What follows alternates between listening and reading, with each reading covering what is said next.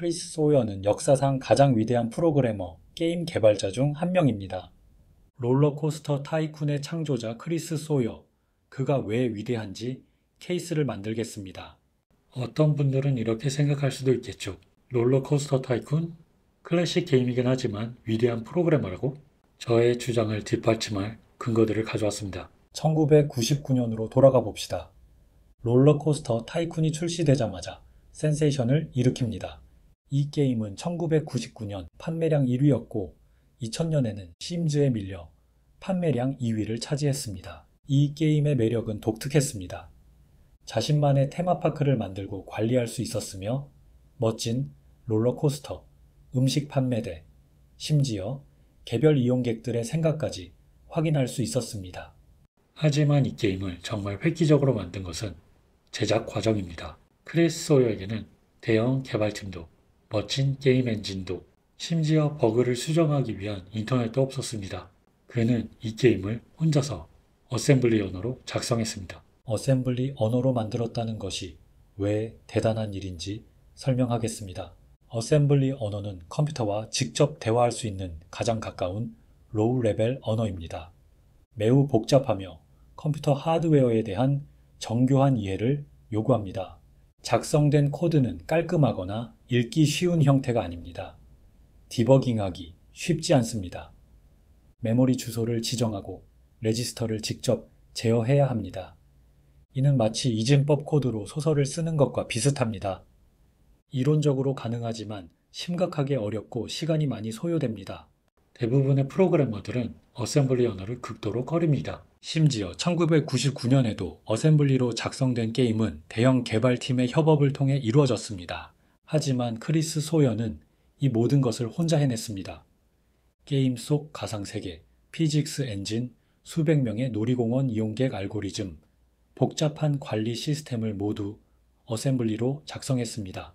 그것도 거의 완벽하게 만들어냈습니다. 크리스 소여의 여정은 1980년대 초반 개인용 컴퓨터가 가정에 막 보급되던 시기에 시작됩니다. 그는 침실 코더 세대의 일원으로 저렴한 8비트 컴퓨터를 활용해 프로그래밍을 배우고 자신만의 게임을 만들었습니다. 15살의 소여는 그의 첫 번째 컴퓨터인 캠퓨터스 링크스를 구매했습니다. 이후 그는 메모텍 MTX로 전환했는데 이 컴퓨터에는 Z80 어셈블러가 탑재되어 있었습니다. 어셈블러를 사용하면 베이직과 같은 언어보다 훨씬 빠르게 실행되는 기계 코드를 작성할 수 있었습니다. 그는 단순한 8비트 컴퓨터에서 놀라운 성능을 끌어냈습니다.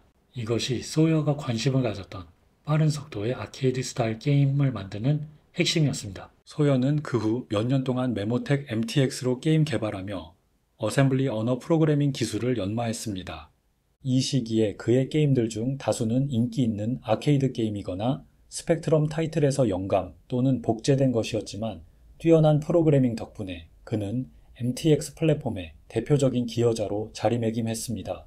이후 컴퓨터 과학과 마이크로 프로세서, 시스템을 전공으로 대학에 진학한 소여는 계속해서 게임을 개발했으며 결국 성장하던 IBM PC 시장으로 무대를 옮기게 되었습니다. 산업이 IBM 호환 PC로 전환되면서 소여는 완벽한 위치에 있었습니다. 원래 게임을 위해 설계되지 않은 이러한 사무용 컴퓨터들은 X86 아키텍처의 성능을 한계까지 끌어낼 수 있는 프로그래머를 필요로 했습니다. 다른 플랫폼에서 인기를 끌던 게임들은 PC의 하드웨어를 최대한 활용하도록 신중하게 포팅되어야 했습니다. 어셈블리 언어에 대한 소여의 깊은 이해가 그를 게임 포팅하는 데 가장 적합한 개발자로 만들었습니다. 그의 바이러스와 엘리퍼스와 같은 타이틀 변화는 원작에 충실하면서도 부드러운 성능을 보여주었고 이는 그의 뛰어난 코딩 실력을 입증했습니다. 소여의 돌파구는 1994년 트랜스포트 타이쿤의 출시와 함께 찾아왔습니다. 레일로드 타이쿤과 심시티 같은 게임에서 영감을 받은 트랜스포트 타이쿤은 운송 제국을 건설하고 관리하는 본질을 훌륭하게 담아냈습니다. 그러나 이 게임을 특별하게 만든 것은 소여의 세밀한 디테일에 대한 집착, 복잡한 시뮬레이션을 창조하는 능력, 그리고 그만의 등각 투영 그래픽 스타일이었습니다. 트랜스포터 타이쿤은 그 깊이와 규모, 개방형 게임 플레이로 찬사를 받았으며 소여를 게임 업계에 떠오르는 스타로서 많은 관심을 받게 됩니다. 트랜스포트 타이쿤의 성공 이후 소요는 그의 가장 야심찬 프로젝트인 롤러코스터 타이쿤 개발에 착수합니다. 처음에는 화이트 너클이라는 제목이었으며 이 게임은 롤러코스터에 대한 소요의 새롭고 깊은 관심에서 시작되었습니다. 그는 트랜스포트 타이쿤 후속작을 개발하던 중 잠시 휴식을 취하며 롤러코스터의 매력에 빠져들었습니다. 롤러코스터 타이쿤을 진정으로 특별하게 만든 점, 그리고 어쩌면 트랜스포트 타이쿤보다 더 인상적이었던 점은 이 게임이 거의 전부 어셈블리 언어로 개발되었다는 것입니다. 90년대 중반부터 후반까지 게임 산업은 크게 변화했습니다. 더 빠르고 복잡한 CPU와 함께 컴파일러 기술이 발전하면서 C++와 같은 고수준 언어가 점점 더 매력적인 선택이 되었죠. 대부분의 개발자들은 어셈블리 언어를 성능이 중요한 일부 코드에만 사용하는 방식으로 전환했습니다. 하지만 소요는 x86 아키텍처에 대한 깊은 이해를 활용해 가능성의 한계를 넘어서는 게임을 만들어냈습니다. 롤러코스터 타이쿤은 단순한 기술적 성취를 넘어서 소요의 탁월한 디자인 감각을 보여주었습니다. 이 게임은 정교한 롤러코스터를 직관적이고 매력적인 방식으로 설계하고 테마파크를 관리하며 각기 다른 취향과 개성을 가진 가상의 이용객들의 요구를 충족시키는 즐거움을 제공했습니다. 이러한 기술적 완성도와 재미있는 게임 플레이의 조합은 전 세계 플레이어들에게 강력하게 어필하며 롤러코스터 타이쿤을 전례 없는 성공으로 이끌었습니다. 롤러코스터 타이쿤은 차트를 석권하며 1999년 PC 게임 판매량 1위에 올랐고 미국에서만 70만 장 이상 판매되었습니다.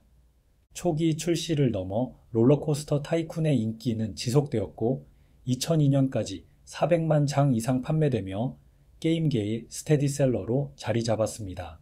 롤러코스터 타이쿤은 단순한 히트작이 아니었습니다. 이 게임은 그 매력, 깊이, 중독성 있는 게임 루프로 플레이어들을 사로잡았으며 문화적 현상으로 발전했습니다. RCT는 놀라울 정도로 안정적이었으며 당시의 저사양 PC에서도 원활하게 실행되었습니다. 버그는 거의 존재하지 않았습니다. 잠시 생각해 볼까요? RCT처럼 복잡한 게임을 어셈블리 언어로 혼자서 그리고 디버깅을 도와줄 인터넷도 없이 코딩하고 사실상 버그 없는 상태로 출시했다는 것입니다. 이것은 거의 초인적인 수준의 프로그래밍 능력이라고 생각합니다. 하지만 소요의 코딩 천재성은 이야기의 일부에 불과합니다. 그는 또한 믿을 수 없는 디자인 비전과 게임을 재미있게 만드는 요소에 대한 깊은 이해를 가지고 있었습니다. RCT는 단순히 기술적으로만 인상적인 게임이 아니었습니다. 진정으로 재미있었습니다. 게임의 긴 수명이 이를 증명합니다. 오늘날에도 여전히 많은 사람들이 원작 RCT를 즐기고 있으며 오픈 RCT2와 같은 커뮤니티는 게임을 계속 살아 숨쉬게 만들고 있습니다. 유튜브 검색만 해봐도 금방 알 수 있습니다. 마셀 보스와 같은 유튜버들은 RCT가 얼마나 많은 창의성과 깊이를 제공하는지 보여줍니다. 크리스 소요는 이제는 거의 찾아보기 힘든 진정한 프로그래머의 전형입니다. 그는 자신의 분야에서 완벽을 추구한 장인이었으며 깊이 있는 기술과 엄청난 헌신, 그리고 게임 개발에 대한 순수한 열정으로 움직였습니다. 그는 명예나 부를 원하지 않았습니다. 그저 훌륭한 게임을 만들고 싶었을 뿐입니다. 그는 수십 년 후에도 여전히 게이머들에게 영감을 주고 즐거움을 주는 걸작을 만들어냈습니다. 그래서 크리스 소요가 역대 최고의 프로그래머일까요? 물론 그것은 논쟁의 여지가 있습니다. 하지만 그가 게임 개발의 한계를 뛰어넘은 전설적 인물이라는 점은 부정할 수 없습니다. 그의 이야기, 롤러코스터 타이쿤의 이야기는 개인적 재능, 헌신, 그리고 프로그램에 대한 순수한 애정의 힘을 보여주는 증거입니다. 업계, 뉴스와 트렌드, 다른 관점과 인사이트를 정리, 담아오겠습니다. 시청해주셔서 감사합니다.